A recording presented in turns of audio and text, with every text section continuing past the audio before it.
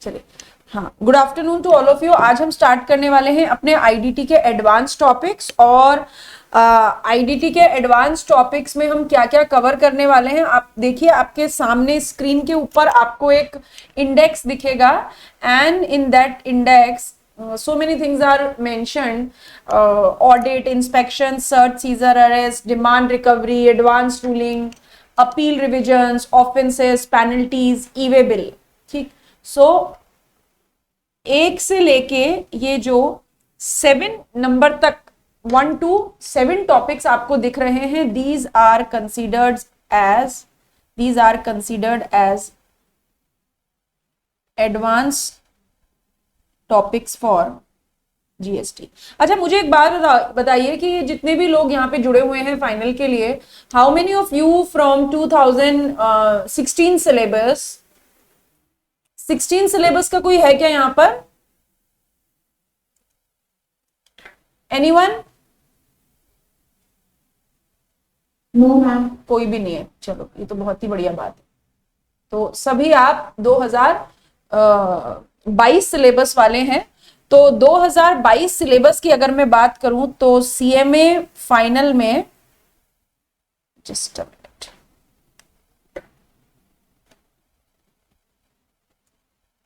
ठीक है, अनम्यूट का ऑप्शन है आपके पास। आपको मेरे से बात करने का मन करे, कुछ पूछने का मन करे तो आप पूछ सकते हैं, ठीक है, अपने आप को अनम्यूट करके। हम 2022 सिलेबस में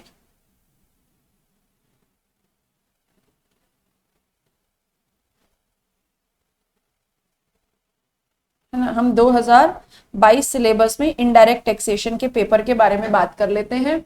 और ये जो इनडायरेक्ट टैक्सेशन का पेपर है, ये कितने मार्क्स का है? 100 मार्क्स का है।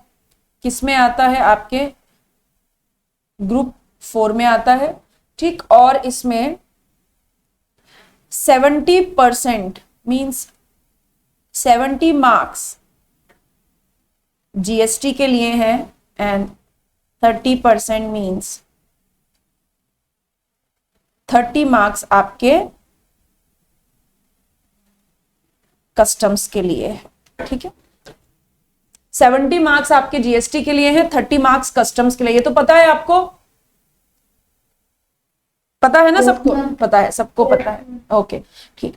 तो अब देखिए हम क्या पढ़ने वाले हैं। हम यहाँ पे अभी स्टार्ट करने वाले हैं एडवांस टॉपिक्स फॉर, मैं ना 2 मिनट के लिए आपकी क्लास होल्ड पे लेके जा रही हूं। तो अभी हम क्या पढ़ने वाले हैं, क्या करने वाले हैं, हम advance topics for CMA final के बारे में बात करेंगे। ये क्लास इसी की है, advance topics for CMA final. अभी जब मैं कहती हूँ advance topics for CMA final, it means हम उन टॉपिक्स के बारे में बात करेंगे जो आपने सीएमए इंटर में नहीं पढ़ा है, मींस जो आपने सीएमए इंटर में नहीं पढ़ा है। देखिए अब क्या है, क्योंकि आप इंटर जो आप लोग, अगर if I am mistaken somewhere तो आप मुझे बताइए। मैं ये मान के चलती हूँ कि आप सब लोग, जितने भी लोग इस क्लास में जुड़े हुए हो, सब इंटर जो हैं वो 2016 सिलेबस में पढ़ के आए हैं, और आप जो फाइनल में अपीयर हो रहे हैं वो 2022 सिलेबस में अपीयर हो रहे हैं। एम आई राइट? Yes ma'am. है ना? तो अभी क्या है, आपको फायदा होने वाला है। क्या फायदा होने वाला है? फायदा ये होने वाला है कि 2016 सिलेबस में इंटर में जितना कुछ आपने पढ़ा है एज इट इज वो 2022 सिलेबस में कवर अप होता है। लेकिन वो लोग, उन लोगों के साथ ऐसा नहीं होगा जो आपके नेक्स्ट बैच में आएंगे, क्योंकि इंटर से बहुत सारे टॉपिक्स हटा दिए गए। बट आपके लिए फायदा है, जैसे फॉर एग्जाम्पल आपने सीएमए इंटर में आईडीटी के पेपर में से फॉर एग्जाम्पल ड्यूटी ड्रॉबैक पढ़ा था ना हमने, ड्यूटी ड्रॉबैक, वेयर हाउस पढ़ा था हमने, ठीक है। जीएसटी में हमने ऑडिट का टॉपिक पढ़ा था, अकाउंट्स एंड रिकॉर्ड्स के बारे में पढ़ा था। ये सारे, कुछ एग्जांपल दे रही हूँ, ये सारे ऐसे टॉपिक हैं जो आपके सीएमए फाइनल में भी 2022 सिलेबस में कवर होने वाले हैं, ठीक है। तो क्योंकि ये आप इंटर में भी पढ़ चुके हैं, ये आप फाइनल में भी पढ़ने वाले हैं, इनके बारे में हम ज्यादा बात नहीं करेंगे। हम किनके बारे में बात करेंगे? हम उन टॉपिक्स के बारे में बात करेंगे जो आपने इंटर में नॉट कवर्ड, वो टॉपिक जो कि इंटर में आपने कवर नहीं किए हैं, बट वो आपके सीएमए फाइनल में है, राइट।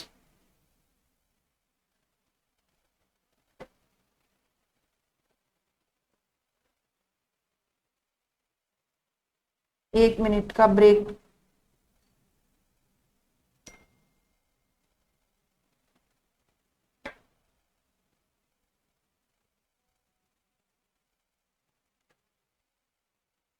ठीक है, तो अब हम जो टॉपिक आपने सीएमए इंटर में नहीं पढ़े हैं और जो अब आप सीएमए फाइनल में पढ़ने वाले हैं, ये उसी के लिए क्लास है। जैसे फॉर एग्जाम्पल आपने क्या क्या पढ़ा है उसके बारे में बात कर लेते हैं। जैसे मैंने बोला कि जीएसटी में आपने क्या क्या पढ़ा है। आपने कवर किया है सप्लाई, आपने कवर किया है टाइम ऑफ सप्लाई, आपने कवर किया प्लेस ऑफ सप्लाई, आपने कवर किया वैल्यूएशन, आपने कवर किया आईटीसी, आपने कवर किया आरसीएम, आप इंटर में पढ़ चुके हैं। कॉम्पोजिशन स्कीम आप इंटर में पढ़ चुके हैं। एग्जम्पशंस आप इंटर में पढ़ चुके हैं। रजिस्ट्रेशन आप इंटर में पढ़ चुके हैं। रिटर्न्स, ठीक है, आप इंटर में पढ़ चुके हैं। टीडीएस टीसीएस आप इंटर में पढ़ चुके हैं। अकाउंट्स एंड रिकॉर्ड्स, है ना। लगभग ये सारे टॉपिक आपने कहाँ कवर किया, आपने अपने सीएमए इंटर में कवर किए। ये हम इसके बारे में बात नहीं करेंगे, हम किन टॉपिक्स के बारे में बात करेंगे जो केवल आप सीएमए फाइनल में पढ़ने वाले हैं। सीएमए फाइनल में नया क्या आप पढ़ने वाले हैं ना, सीएमए फाइनल में नया क्या पढ़ने वाले हैं उसके बारे में बात करते हैं। देखिए क्या पढ़ने वाले हैं। ऑडिट आपने इंटर में भी पढ़ा है, अब आप ये फाइनल में भी अभी पढ़ेंगे, हम स्पेसिफिकली कवर करेंगे।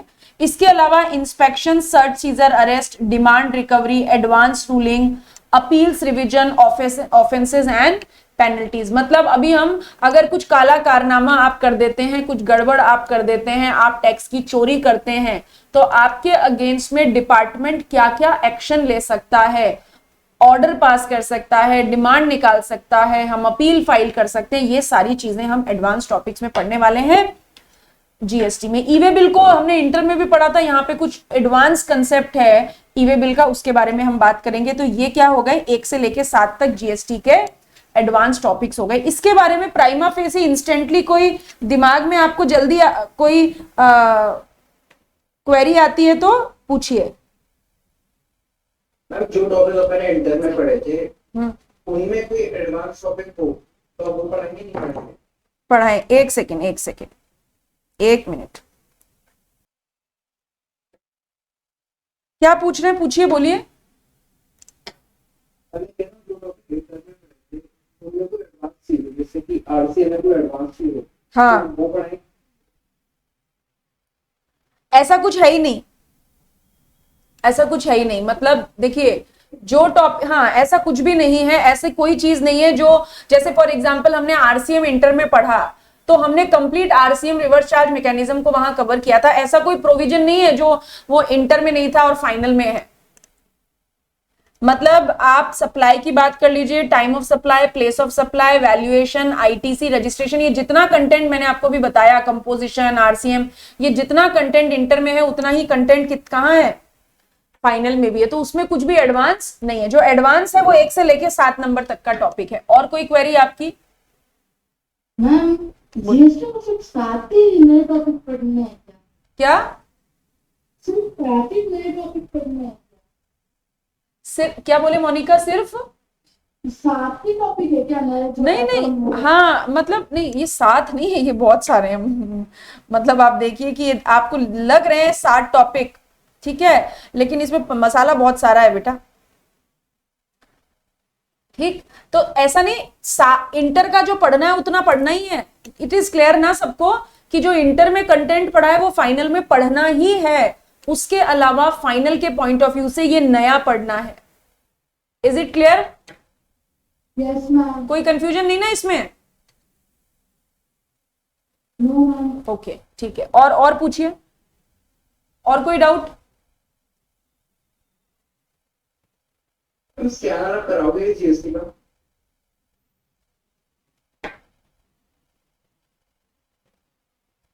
देखिए मतलब ये जो क्लास चल रही है ये केवल एडवांस टॉपिक्स के लिए, रिमेनिंग टॉपिक कैसे कवर होंगे वो अपन अलग से बात करेंगे, ठीक है। ये जो क्लास है ये केवल एडवांस टॉपिक्स के लिए, केवल फाइनल के टॉपिक्स के लिए, ओके।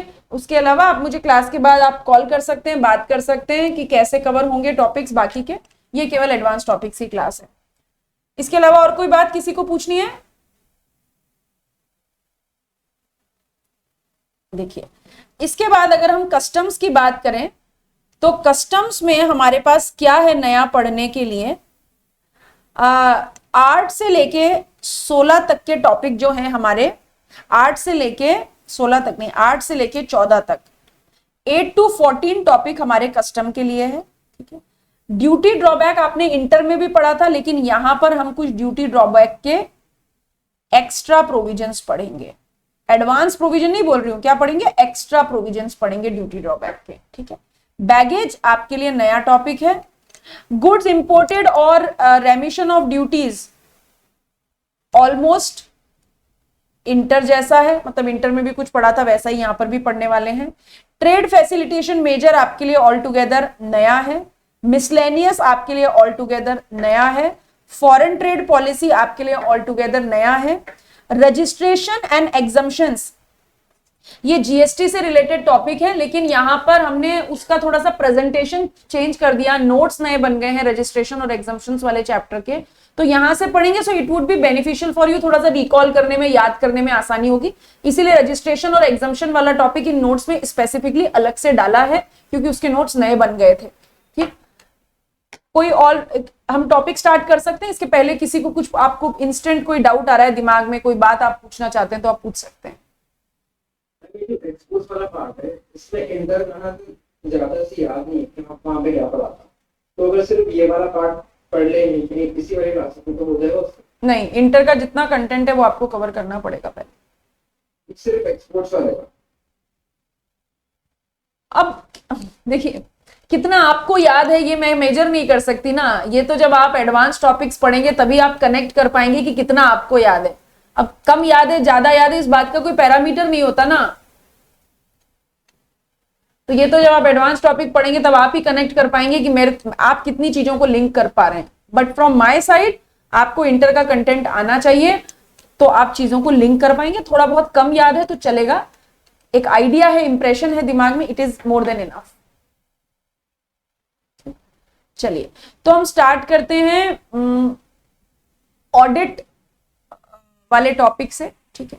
ये ऑडिट वाला टॉपिक मैं आपको क्यों वापस से रिकॉल करवा रही हूं, 2016 सिलेबस में इंटर में आपने ऑडिट का कंटेंट पढ़ा था, ठीक है। बट 2016 सिलेबस में फाइनल में ऑडिट नहीं हुआ करता था, बट इन्होंने क्या किया, जब 2022 सिलेबस का फाइनल का कंटेंट बनाया तो उसमें ऑडिट का टॉपिक स्पेसिफिकली डाला। क्या बोला मैंने, पहले फाइनल में ऑडिट का टॉपिक नहीं हुआ करता था जीएसटी में, बट ऑडिट का टॉपिक 2022 सिलेबस में स्पेसिफिकली डाला गया है, तो हम इसको यहां पर पढ़ेंगे। ठीक, क्या जानते हैं ऑडिट के बारे में? आपने इंटर में अकाउंट्स के साथ ऑडिट पढ़ी, आप कॉस्ट ऑडिट भी पढ़ते होंगे, तो क्या जानते हैं आप ऑडिट के बारे में? What is the meaning of audit? Check books of account, checking the books of accounts. इसके अलावा कोई और? इसके अलावा कोई और? Yes, examination of books. हाँ, एग्जामिनेशन। एग्जामिनेशन कैसा? थॉरो एग्जामिनेशन और test checking sort of. Audit में थॉरो एग्जामिनेशन होता है या टेस्ट चेकिंग होती है?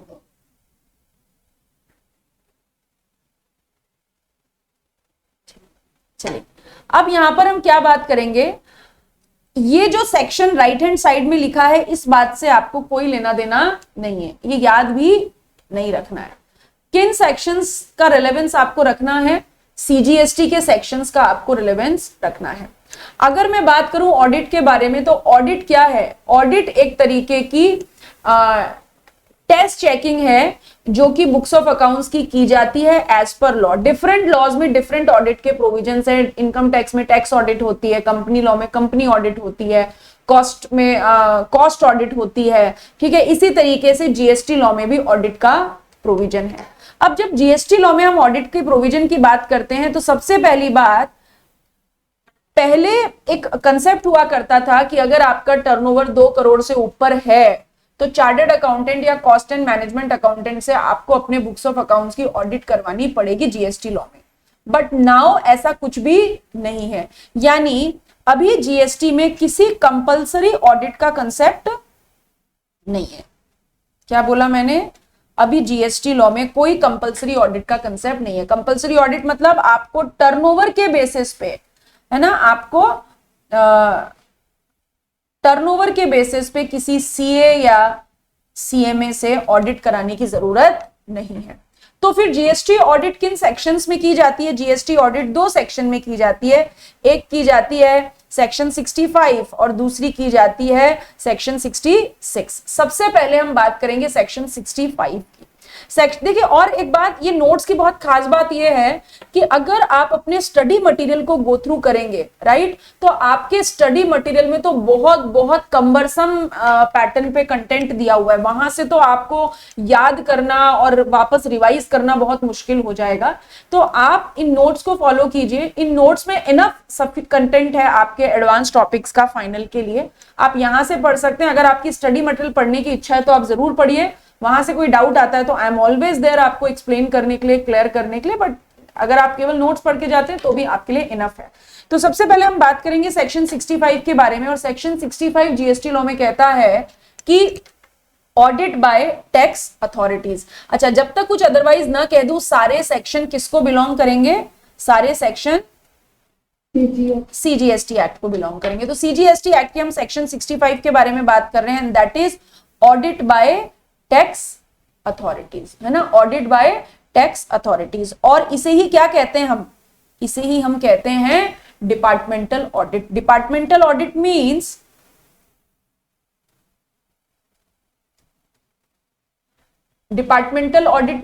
GST department is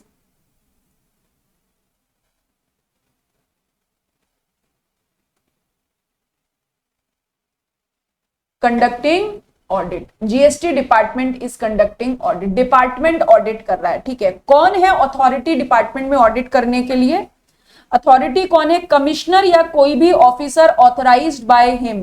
commissioner, GST commissioner या उसके द्वारा ऑथराइज्ड ऑफिसर क्या कर सकता है? May conduct audit of any registered person. किसी भी रजिस्टर्ड पर्सन की ऑडिट कर सकता है फॉर फाइनेंशियल ईयर और मल्टीपल और पार्ट देयर ऑफ। मतलब किसी पूरे फाइनेंशियल ईयर की, आधे फाइनेंशियल ईयर की, एक से ज्यादा फाइनेंशियल ईयर की, ठीक है, या उसके हिस्से की भी ऑडिट कर सकता है। जीएसटी डिपार्टमेंट के द्वारा ऑडिट का पर्पस क्या है? रूटीन चेकिंग करना कि यानी आप वैल्यूएशन सही कर रहे हो, आप आईटीसी सही ले रहे हो, टैक्स का पेमेंट सही कर रहे हो, एंड सो ऑन। प्लेस कहां पर होगी ये audit? At POB. POB stands for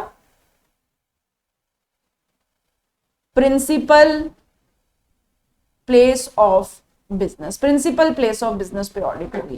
prior notice 15 दिन का, यानी जब भी जीएसटी डिपार्टमेंट आपके प्लेस ऑफ बिजनेस की ऑडिट करना चाहता है तो 15 दिन पहले जीएसटी डिपार्टमेंट वाले आपको क्या करेंगे? एक नोटिस देंगे, प्रायर नोटिस देंगे 15 दिन का कि भाई हम आपके यहाँ पे, जैसे 1 तारीख के कोई आपके पास नोटिस आया कि from 15 onwards we are coming to conduct your audit, ठीक है, प्री इंटीमेशन होगी। टाइम पीरियड, जब जीएसटी कमिश्नर या उसके द्वारा कोई ऑथराइज्ड ऑफिसर ऑडिट करता है तो ऑडिट कितने दिन में खत्म करनी है? ऑडिट कमेंसमेंट से 3 महीने। ऑडिट कितने दिन में खत्म करनी है? ऑडिट शुरू होने से 3 महीने के अंदर ऑडिट खत्म करनी है। और अगर 3 महीने में ऑडिट खत्म नहीं हुई तो कमिश्नर 6 महीने का एक्सटेंशन भी दे सकता है। यानी टाइम पीरियड कितना हो गया? 3 मंथ प्लस 6 मंथ, ठीक है। 3 महीने ओरिजिनल पीरियड है, 6 महीने का एक्सटेंशन मिल सकता है। If it results in demand of tax then it shall be recovered under section 73 और 74। If it results in demand of tax, अगर टैक्स की डिमांड, अगर टैक्स डिमांड निकल के आती है, मतलब ऑडिट करने के बाद ऑडिटर जो जीएसटी अथॉरिटीज हैं उन्होंने ये ऑडिट रिपोर्ट बनाई कि भाई कोई टैक्स निकलता है आपका, तो it shall be recovered under section 73 और 74। ये 73 और 74 सेक्शंस फ्रॉड और नॉन फ्रॉड केस के सेक्शन है, हम इन्हीं एडवांस टॉपिक्स में आगे पढ़ेंगे। और यानी ये क्या है, जब डिपार्टमेंट को कोई एक्शन लेना होता है, एक्शन बाय जीएसटी डिपार्टमेंट, तो वो सेक्शन 73 और 74 में ऑर्डर इशू करके देता है। So this is the section 65 audit by tax authority, short and sweet. कुछ डाउट होता है, इंस्टेंटली दिमाग में कोई क्वेरी आ रही तो आप पूछ सकते हैं।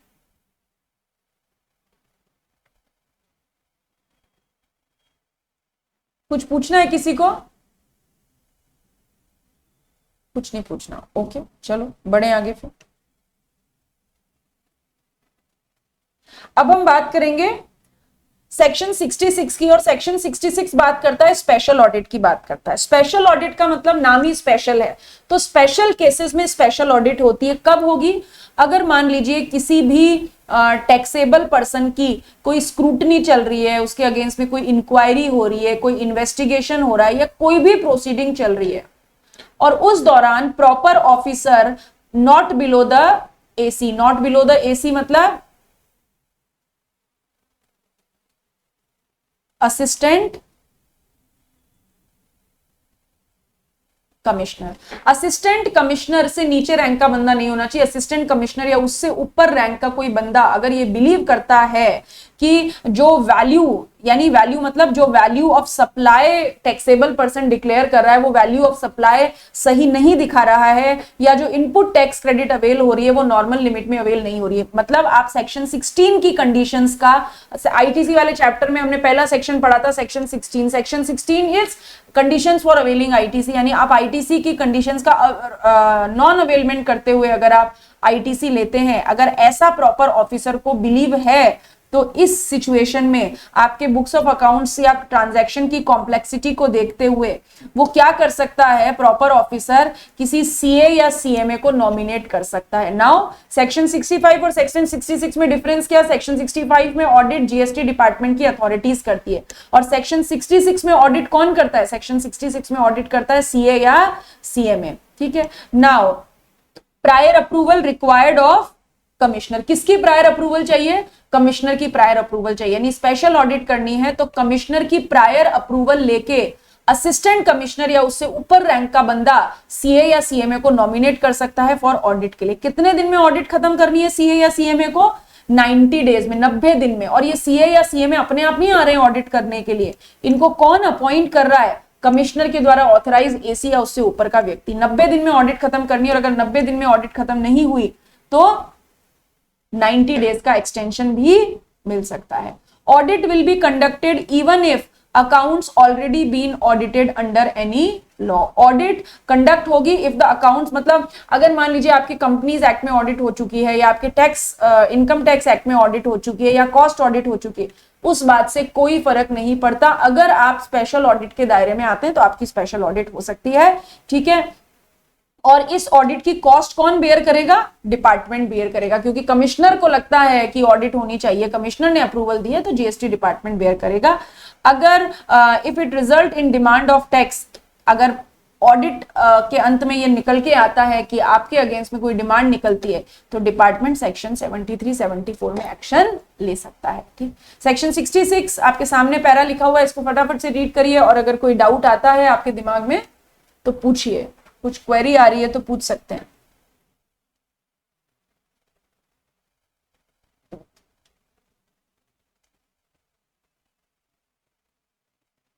कोई डाउट? बढ़े आगे? बढ़े? Okay.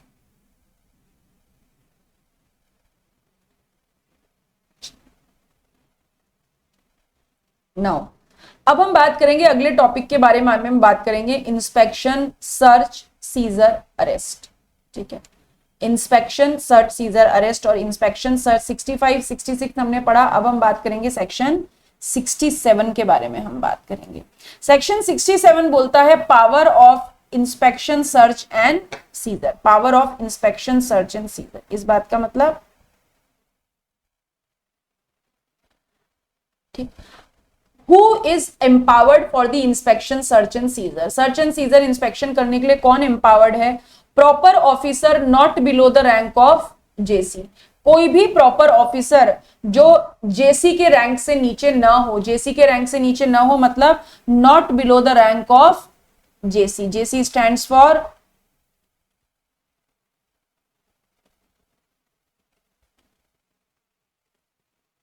Joint commissioner. Joint commissioner से नीचे की रैंक का बंदा नहीं होना चाहिए. जॉइंट कमिश्नर या उससे ऊपर की रैंक के पर्सन के पास अगर रीजन टू बिलीव है कि टैक्सेबल पर्सन, टैक्सेबल पर्सन का मतलब कोई भी पर्सन जिसके पास क्या है, GSTIN. अगर टैक्सेबल पर्सन ने क्या किया है, सप्रेस्ड एनी ट्रांजैक्शन, मतलब जेसी या उससे ऊपर के रैंक के व्यक्ति के पास ही रीजन टू बिलीव है कि टैक्सेबल पर्सन ने अपने किसी ट्रांजैक्शन को सप्रेस किया है. सप्रेस किया है मतलब छुपा दिया है, दबा दिया है, या suppress the stock of goods in hand, या अपने क्लोजिंग स्टॉक को सही तरीके से शो नहीं किया है, या फिर claimed ITC in excess of his entitlement, जितना उसका इनपुट टैक्स क्रेडिट लेने का अधिकार था उससे ज्यादा की उसने आईटीसी ले ली है, या किसी भी लॉ को कंट्रावेंट किया है, कॉन्ट्रावेंट द लॉ टू वेक, या जीएसटी लॉ को कंट्रावेंट किया. अगर इन चार ट्रांजैक्शन को सप्रेस किया, स्टॉक को सप्रेस किया, आईटीसी ज्यादा ले ली, या किसी और प्रोविजन का वायलेशन किया है ना, या फिर कोई भी person, any person engaged in business of transporting goods, ठीक है, और owner or operator of warehouse or godown or other place keeping the goods escaped tax payment or kept his books of accounts to cause evasion of tax. मतलब या तो किसी taxable person ने 1 से लेके 4 तक गलती कर दी हो, या फिर कोई भी बिजनेस कोई भी ऐसा व्यक्ति जिसके ट्रांसपोर्टिंग का बिजनेस हो, गुड्स ट्रांसपोर्टेशन का बिजनेस हो, मतलब हम यहाँ किसकी बात कर रहे हैं, हम जीटीए की बात कर रहे हैं, ठीक है, या फिर वेयरहाउस या गोडाउन का कोई भी ओनर जो कि टैक्स के पेमेंट को छुपाता है या अपने बुक्स ऑफ अकाउंट्स को यूज करता है टैक्स इवेजन के लिए, मतलब अननेसेसरी आप इन्फ्लेट कर रहे हो, चीजों को गलत तरीके से शो कर रहे हो, तो ये जो ऑफिसर है ये किसी भी ऑफिसर को ऑथराइज कर सकता है to inspect the place of business of taxable person. Taxable person के प्लेस ऑफ बिजनेस को इंस्पेक्ट कर सकता है, या ट्रांसपोर्टर या वेयरहाउस के ऑपरेटर या ओनर को भी इंस्पेक्ट कर सकता है. ठीक, तो यहां पर हमने किस बात का जवाब ढूंढा, when inspection can be carried out by proper officer. Proper officer section 67 में कब इंस्पेक्शन कैरी आउट कर सकता है, उसके पास कारण होना चाहिए, या तो ए या बी या सी. पढ़ के देखिए, कोई डाउट होता है तो पूछिए. अगर कोई पर्सन जीटीए के बिजनेस में एंगेज हो, हाँ, तो उसके लिए 4 रीजन की जरूरत नहीं है, वो इंस्पेक्शन कर सकता है बिना किसी रीजन के लिए. हाँ, मतलब अगर कोई व्यक्ति, से फॉर एग्जांपल एक गुड्स ट्रांसपोर्ट एजेंसी है, गुड्स ट्रांसपोर्ट एजेंसी मतलब एक ऐसा पर्सन जो कि ट्रांसपोर्टेशन ऑफ गुड्स के बिजनेस में एंगेज है, अगर प्रॉपर ऑफिसर उसका इंस्पेक्शन करना चाहता है तो ये 4 रीजन नहीं हो तो भी चलेगा, लेकिन प्रॉपर ऑफिसर के पास किस चीज का रीजन टू बिलीव होना चाहिए, इस चीज का रीजन टू बिलीव होना चाहिए. किस बात का, कि उस गुड्स ट्रांसपोर्ट एजेंसी ने या तो टैक्स पेमेंट को एस्केप किया, यानी सही तरीके से टैक्स का पेमेंट नहीं किया, या अपने बुक्स ऑफ अकाउंट्स या गुड्स को इस तरीके से रखा है ताकि टैक्स का क्या हो जाए, इवेजन.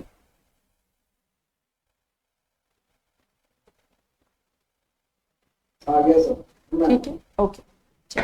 नाउ अब हम इंस्पेक्शन की बात करें तो इंस्पेक्शन, अगर प्रॉपर ऑफिसर इंस्पेक्शन कर रहा है, ठीक है, तो उसके अगेंस्ट में इंस्पेक्शन के बाद आपका सर्च, सीजर एंड गुड्स का कॉन्फिस्केशन भी हो सकता है. अभी हम बात करेंगे कैसे सर्च, सीजर, कॉन्फिस्केशन हो सकता है.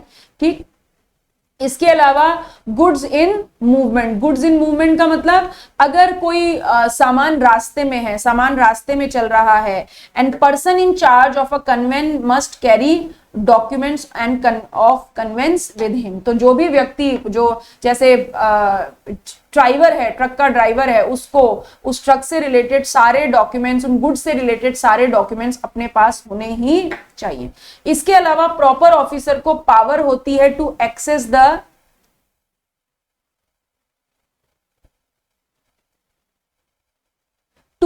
The business premises. Proper officer क्या कर सकता है, बिजनेस प्रीमाइसेस को एक्सेस कर सकता है. क्यों एक्सेस कर सकता है बिजनेस प्रेमाइसेस को? To inspect books of accounts, documents, computers, computer program, software etcetera. इन सब चीजों को चेकआउट करने के लिए, इंस्पेक्ट करने के लिए बुक्स ऑफ प्रेमाइसेस को एक्सेस कर सकता है। ठीक, और पर्पस क्या हो सकता है? For the purpose of audit, scrutiny, verification and checks, ताकि वो ऑडिट कर सके, वेरिफिकेशन कर सके, स्क्रूटनी कर सके, चेक कर सके। ठीक, एंड जब भी किसी बिजनेस प्रीमाइसेस का एक्सेस किया जा रहा है तो टैक्सेबल पर्सन की जिम्मेदारी होती है कि ऑडिट पार्टी को, audit party of the proper officer या सीए या सीएमए। प्रॉपर ऑफिसर कब? जब ऑडिट सेक्शन 65 में हो, और सीए सीएमए जब ऑडिट सेक्शन 66 में हो। भी हम ऊपर पढ़ के आए। ठीक है, तो इन लोगों की जो ऑडिट पार्टी अगर ये डिटेल मांग रहे हैं तो 15 दिन के अंदर अंदर इनको डिटेल अवेलेबल करवानी पड़ेगी। मतलब it is duty of the taxable person to assist these persons. और अगर इनके बिजनेस प्रीमाइसेस का एक्सेस होता है तो इन लोगों को 15 दिन के अंदर अंदर जो भी डॉक्यूमेंट्स इनके पास अवेलेबल हैं वो अवेलेबल करवाने पड़ेंगे। कोई डाउट है तो बोलिए। और हमने बोला ना every person shall make details, क्या क्या डिटेल्स अवेलेबल करवा के देनी है। देखिए क्या क्या डिटेल हमें प्रॉपर ऑफिसर को या सीए या सीएमए की ऑडिट पार्टी को अवेलेबल करवा के देनी है। रिकॉर्ड्स मेंटेन्ड अंडर जीएसटी, जो भी आप जीएसटी में रिकॉर्ड मेंटेन कर रहे हो वो। दूसरा ट्रायल बैलेंस, बिजनेस का ट्रायल बैलेंस। तीसरा ऑडिटेड फाइनेंशियल स्टेटमेंट। चौथा कॉस्ट ऑडिट रिपोर्ट। पांचवा इनकम टैक्स ऑडिट रिपोर्ट। और छठा अदर रेलेवेंट रिकॉर्ड। ये अब जो भी कोई प्रॉपर ऑफिसर अगर आपके बिजनेस प्रीमाइसेस को एक्सेस करता है तो ये सारी 6 डिटेल्स आपको 15 दिन के अंदर अंदर उस प्रॉपर ऑफिसर को या सीए या सीएमए की ऑडिट पार्टी को अवेलेबल करवा के देनी पड़ेगी। ओके, कोई कंफ्यूजन?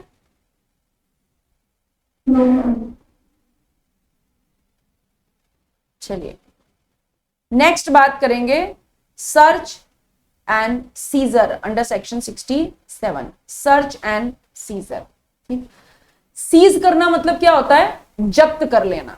ठीक, और सर्च का मतलब होता है थॉरो इन्वेस्टिगेशन। तो बोला कि proper officer not below the rank of JC. JC stands for joint commissioner. Joint commissioner से नीचे की रैंक का बंदा नहीं होना चाहिए, मतलब जेसी या उसके ऊपर की रैंक का बंदा। अगर उसके पास ये रीजन टू बिलीव है that any confiscable goods, document, books, things are secreted in any place। जेसी या उसके ऊपर के रैंक के बंदे को अगर लगता है कि कोई कॉन्फिसिकेबल गुड्स, कॉन्फिसिकेबल मतलब जब्त करने योग्य कोई भी गुड्स जिनके अगेंस्ट में कोई नॉन कंप्लायंस हुई है, ऐसे confiscable goods, documents, books are secreted in any place, मतलब टैक्सेबल पर्सन ने इन्हें कहीं छुपा के रखा है।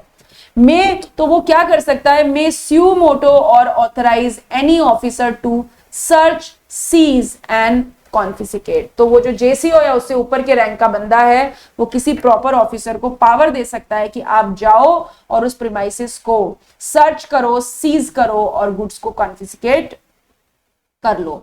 Authorised officer shall have access to full premises and power to break seal, open door of any premises. Authorised officer के पास पावर होता है कि वो प्लेस ऑफ बिजनेस में चला जाए। पावर टू ब्रेक सील, अगर कहीं सील लगी है, ताला लगा है तो उसको छोड़ दे, खोल दे, प्रीमाइसेस की डोर को ओपन कर ले। ब्रेक ओपन एनी अलमीरा, किसी भी अलमारी को वो खोल सकता है। इलेक्ट्रॉनिक डिवाइसेस या बॉक्सेस को खोल सकता है। वेयर एक्सेस आर डिनाइड, मतलब आपने एक लॉकर खोला और लॉकर का एक्सेस आपको नहीं मिल रहा है, कोड नहीं लग रहा है, तो प्रॉपर ऑफिसर के पास पावर होती है कि लॉकर को तोड़ भी सकता है। ठीक, पढ़ के देखिए ये पैरा, कोई डाउट होता है तो पूछिए।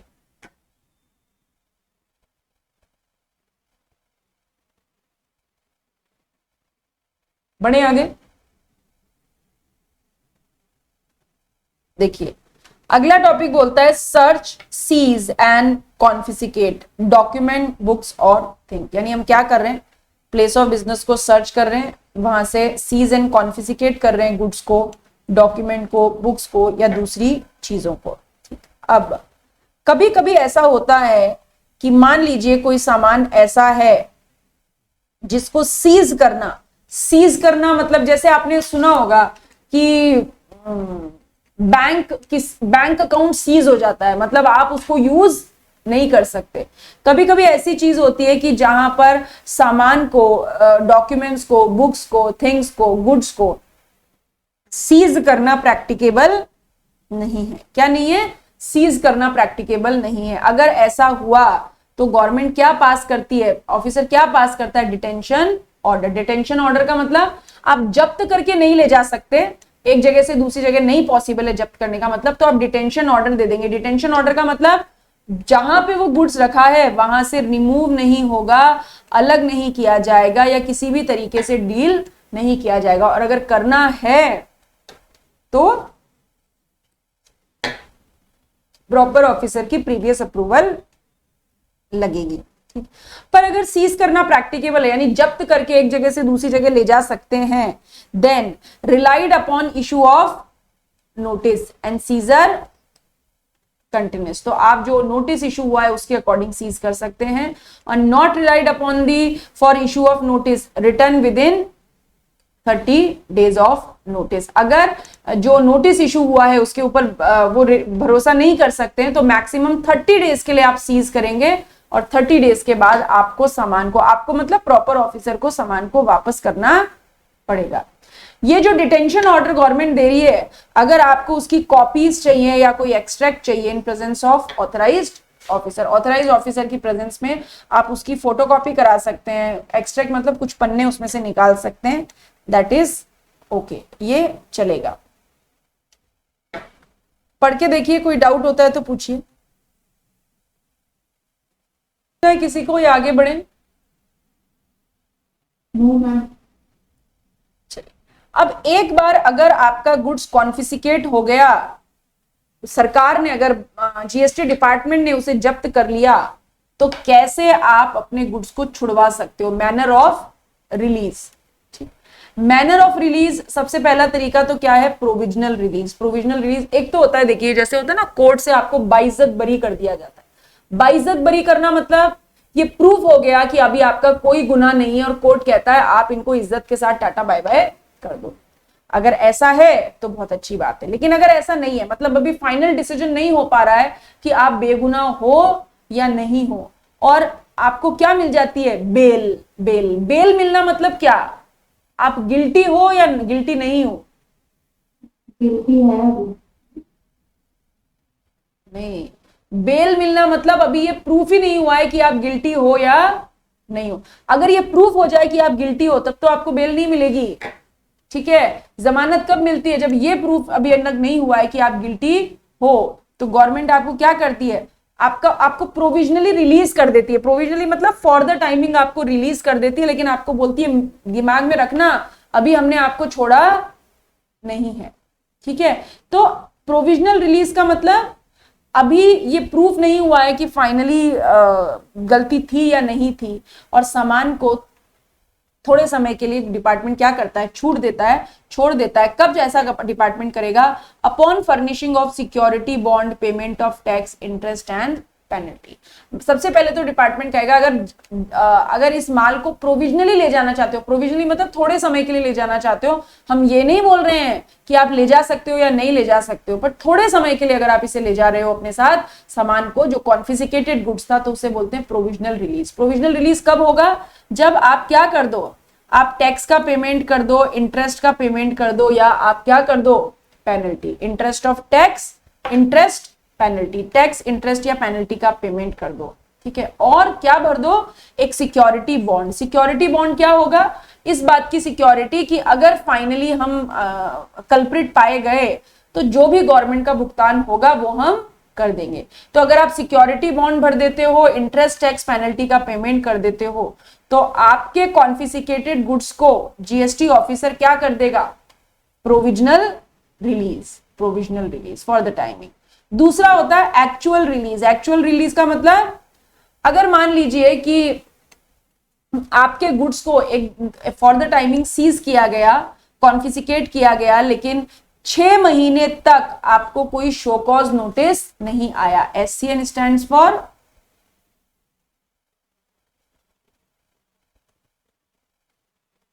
Show cause notice. जब भी गवर्नमेंट आपको कोई एक्शन लेना चाहती है उससे पहले क्या इशू करती है? Show cause notice. Show cause notice stands for कारण बताओ नोटिस, क्यों आपके अगेंस्ट में एक्शन न लिया जाए। यानी अगर गुड्स कॉन्फिस्केट हुए और कोई show cause notice GST department ने इशू नहीं किया, ठीक है, ना तो 6 महीने में सीजर से 6 महीने में, ना ही 6 महीने के एक्सटेंडेड पीरियड में, मतलब जिस दिन सीज हुआ उसके 6 महीने में भी आपको कोई शो कॉज नोटिस नहीं आया और 6 महीने खत्म होने के बाद फर्दर एक्सटेंशन और 6 महीने, 6 प्लस 6 महीने में अगर आपको कोई शो कॉज नोटिस नहीं आया, ठीक है, या फिर तो अगर 6 प्लस 6 महीने में शो कॉज नोटिस नहीं आया तो सरकार की पावर खत्म और आपके सामान को क्या कर दिया जाएगा? एक्चुअली रिलीज कर दिया जाएगा, एक्चुअली छोड़ दिया जाएगा और सरकार बोलेगी जा सिमरन जी ले अपनी जिंदगी। तीसरा तरीका होता है कि मान लीजिए जो गुड्स आप कॉन्फिस्केट हुए हैं वो कैसे हैं? पेरिशेबल। पेरिशेबल मतलब गुलाब जामुन जिनकी शेल्फ लाइफ कम होती है। हैजार्डियस गुड्स मतलब जिनसे नुकसान हो सकता है। डेप्रिसिएशन, ठीक है, या फिर कोई depreciation in value with in time, storage issue etcetera, ठीक है। अगर लगता है कि गुड्स पेरिशेबल है, हैजार्डियस है, ठीक है, और टाइम के साथ इसकी वैल्यू और क्वालिटी सब खत्म हो जाएगी, तो फिर कॉन्फिस्केटेड गुड्स को एज सून एज क्या किया जा सकता है? डिस्पोज किया जा सकता है। यानी इस कॉन्फिस्केटेड गुड्स के साथ क्या क्या हो सकता है? या तो आप गुड्स की प्रोविजनल रिलीज हो सकती है, या गुड्स की ओरिजिनल रिलीज हो सकती है, या फिर आपके गुड्स को छोड़ा भी जा सकता है, ठीक है। इसमें कोई डाउट है तो पूछिए, आपके सामने स्क्रीन पे है, कोई कंफ्यूजन है तो पूछ सकते हैं।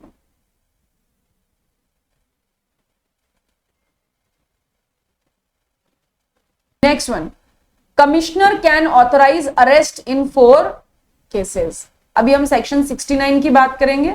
देखिए सेक्शन 65 क्या था? Audit by tax authorities. Section 66 था special audit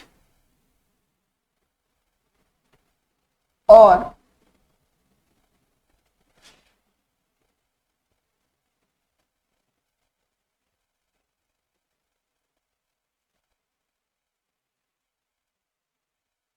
section 67 search, seizure and arrest.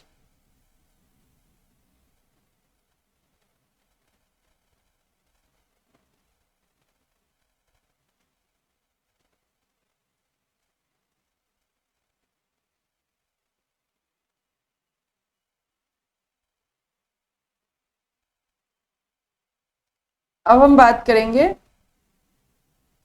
Section 69, power to arrest, ठीक है। पावर टू अरेस्ट यानी जीएसटी लॉ में बड़े घर जाने का भी प्रावधान है। अरेस्ट भी हो सकता है कोई भी टैक्सेबल पर्सन। जब हम अरेस्ट की बात करते हैं तो अरेस्ट करने की पावर किसके पास? याद रखिएगा, एमसीक्यू में आ सकता है, फिलअप में आ सकता है, शॉर्ट क्वेश्चंस में आ सकता है। अरेस्ट करने की पावर किसके पास? कमिश्नर के पास। अगर कमिश्नर के पास ये रीजन टू बिलीव है कि person has committed any offence under section 32(1)(a)(b)(c)(d), अगर किसी व्यक्ति ने सेक्शन 32 सबसेक्शन 1(a)(b)(c)(d) का डिफॉल्ट किया है तो फिर क्या हो सकता है? उसको अरेस्ट किया जा सकता है। कमिश्नर, अभी कमिश्नर साहब खुद नहीं जाते अरेस्ट करने के लिए, कमिश्नर क्या करेंगे? He may authorize any officer of central tax to arrest such person. Central tax के किसी ऑफिसर से को ऑथराइज करके क्या किया जा सकता है? अरेस्ट, ठीक है। बस आज के लिए आज हम इतना ही पढ़ेंगे, कल की क्लास में हम आगे कंटिन्यू करेंगे।